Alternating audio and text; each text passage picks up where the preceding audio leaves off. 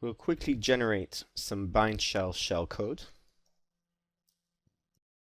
and we want it in raw hex format. And let's pipe this into a binary file called bind.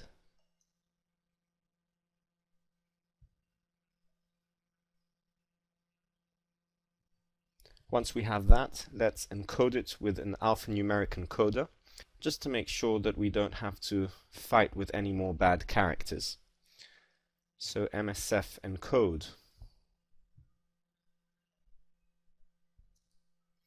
and we'll encode the file with bind, and the output we'll want in Perl format. Wonderful. So this is an alphanumeric bind shell with this size. Let's copy this into our exploit.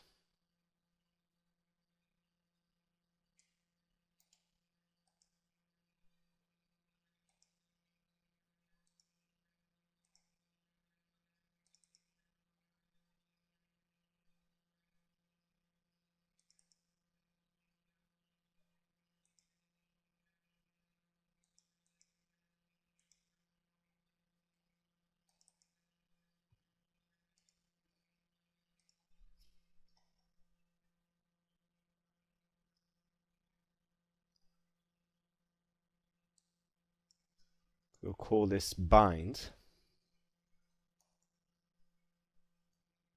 and let's note that it was 697 bytes long. Alright, now let's position this bind shell right after our egg. So I'll add bind to here, and we'll have to do the calculation to make sure that 848 minus 697, which equal 151, will provide the exact same padding as before. And we will probably want this line below our bind shell so that the variable is included correctly. So once again, there's our egg, there's our bind shell.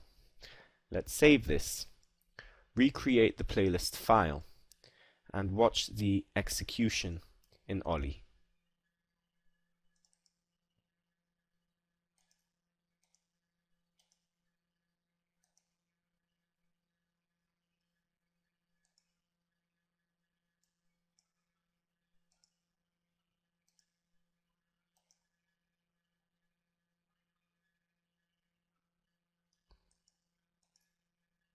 We won't forget our breakpoint.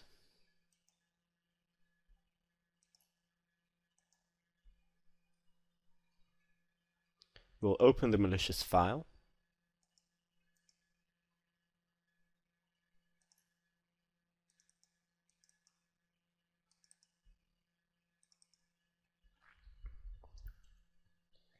We hit our breakpoint, press F7, adjust our stack. We'll later on need to change these into NOPs. Decode our egg hunter.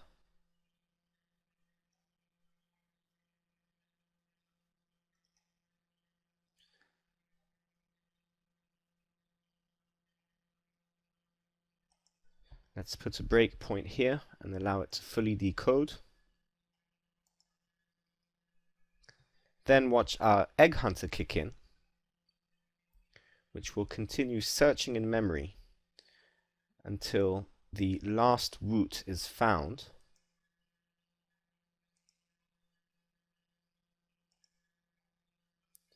EDI should now be pointing to our shellcode.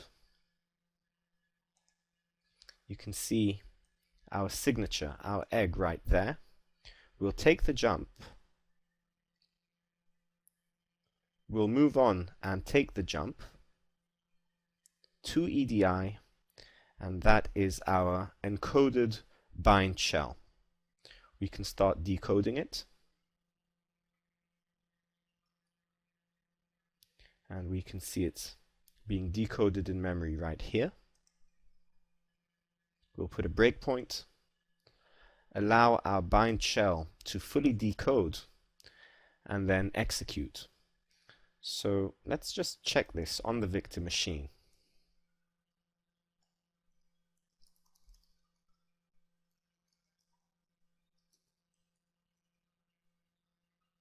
So we've got nothing listening on port 444 before our shellcode executes, and we'll let that run. Go back, and look at that, we have our shell. So let's run this without a debugger and make the last fixes and remove those breakpoints and put NOPs instead of them, and see if our exploit actually works.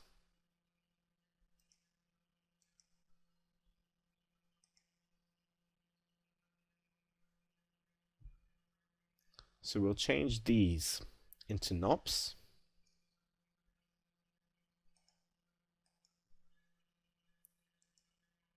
Recreate our playlist file.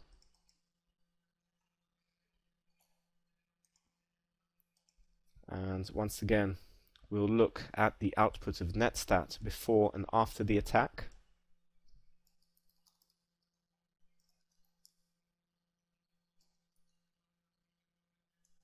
So that's before. The victim simply double clicks on his playlist file. Winamp opens, and code execution is finally ours. So in good old-fashioned offsec style, let's get our last shell and netcat to our victim machine on the provided port, and there you have it.